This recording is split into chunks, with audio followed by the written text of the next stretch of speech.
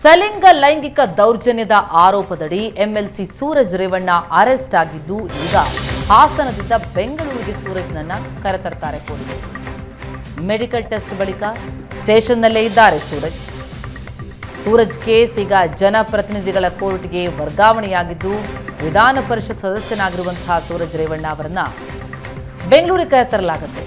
ಹೊಳೆನರಸೀಪುರ ಗ್ರಾಮಾಂತರ ಠಾಣೆಯ ಎಫ್ಐಆರ್ ಅನ್ನು ವರ್ಗಾವಣೆ ಮಾಡಲಾಗ್ತಾ ಇದೆ.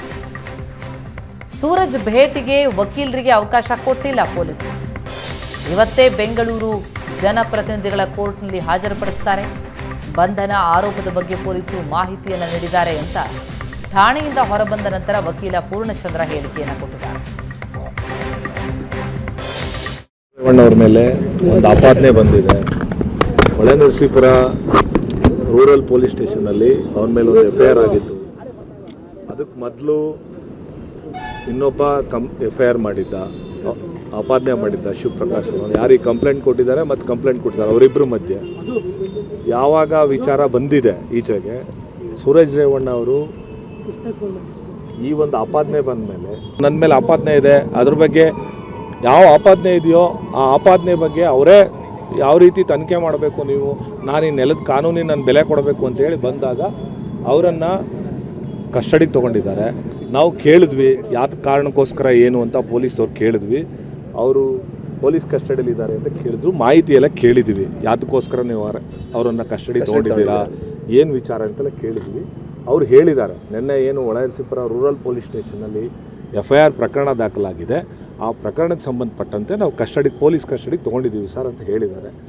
ಅವರು ಜನಪ್ರತಿನಿಧಿ ಇರೋದ್ರಿಂದ ಕಾನೂನಿನಲ್ಲಿ ಅವರನ್ನು ಬೆಂಗಳೂರಿನ ಜನಪ್ರತಿನಿಧಿ ನ್ಯಾಯಾಲಯಕ್ಕೆ ಅವರನ್ನು ಹಾಜರುಪಡಿಸಬೇಕು.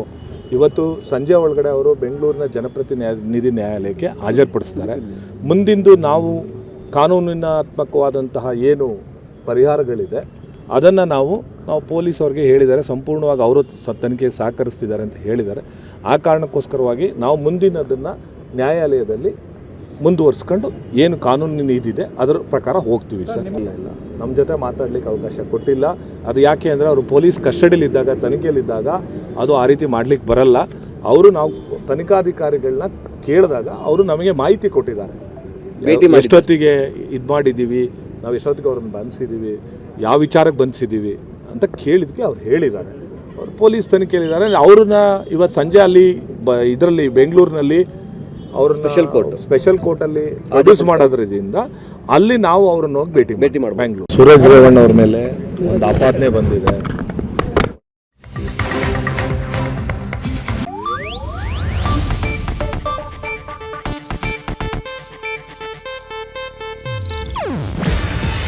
ಇದು ಏಷ್ಯಾನೆಟ್ ನ್ಯೂಸ್ ನೆಟ್ವರ್ಕ್ ಪ್ರಸ್ತುತಿ. ನೀವು ನೋಡ್ತಿದ್ದೀರಾ ಏಷ್ಯಾನೆಟ್ ಸುವರ್ಣ ನ್ಯೂಸ್.